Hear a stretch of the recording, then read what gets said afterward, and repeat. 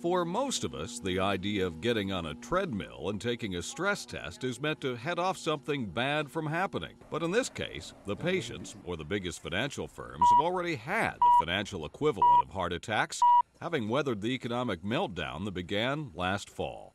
This was a very comprehensive exercise, unprecedented in its scale and scope, working through the entire portfolios, the reserving practices, and the earnings of the 19 largest banks in the country. So it was a very extensive and detailed exercise. Regulators wanted to see what would happen if unemployment were to rise above 10%, something Bernanke has said he doesn't expect, and if home prices were to fall 22% over the next 2 years.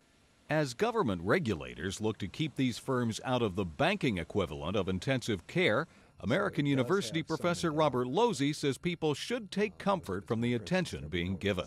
The most important thing it means is that the government is looking at the health of the banking system, and the government is taking steps to assess the health of the banking system, and you can bet your boots that the government will be taking steps to shore up the institutions that potentially don't have enough capital. Sources have told the Associated Press that a handful of firms will need to raise billions of dollars in new capital, but regulators have said that none of them will be allowed to fail.